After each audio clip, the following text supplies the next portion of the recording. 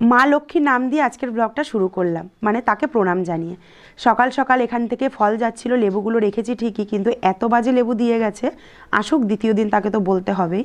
তো বাড়িতে সবসময় কিছু একটু মিষ্টি এনে রাখি, কারণ আমার একটু মিষ্টি খেতে এখন বেশি ভালো লাগে। পুরোটা খাই না, একটু ভেঙে ভেঙে একটা লাড্ডু 3 দিন 4 দিন ধরে আমি খাই, তার কারণ একটু মিষ্টি আমার চাই।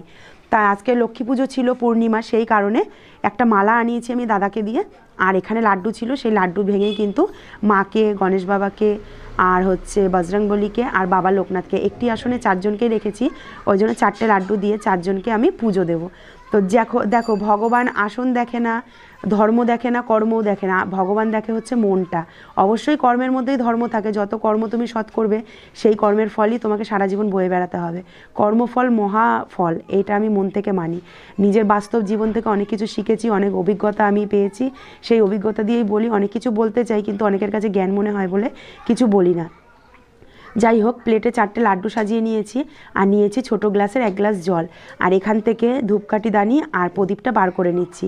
আজকের দিনে মায়ের কাছে একটাই প্রার্থনা, মা অনেক কিছু জীবনে হারিয়েছি, আমাকে টুকটুক করে আমি যাতে করে নিতে পারি, গড়ে নিতে পারি। আর আমাকে কাউকে কিছু দেখানোর নেই, আমি যাতে করে নিতে পারি। মন থেকে আমি তোমাদেরকে ভালোবাসি, ভক্তি করি। আমি তন্ত্রমন্ত্রও জানি না, কোনো সাধনাও জানি না, মন থেকে পুজো করি, এটুকুই জানি। বেলা 2:30 3টে বেজে যায় কাজ বাজ সেরে, রান্না করে উঠতে উঠতে। তারপরে স্নান করে আজ আমি তোমাকে এই ধূপকাঠি, মোমবাতি এবং লাড্ডু দিয়ে পুজো দিলাম। মা, তুমি আমার পুজো গ্রহণ করো।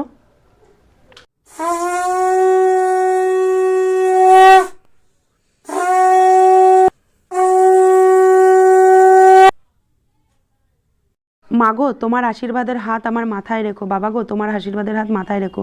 মা বাবার প্রতি ভক্তি, শ্রদ্ধা, ভালোবাসা আর তোমাদের ভক্তি এবং বিশ্বাস নিয়ে আমি এই অভাগী, আমি পথ চলি। আমি আমার মনের জোরে চলার চেষ্টা করছি অনেক, কিন্তু সত্যি বলতে এতদিনও পেরে উঠছিলাম, এখন আর পেরে উঠছি না। তো যাই হোক, মন ভরে ভক্তি ভরে পুজো দিয়ে নিলাম।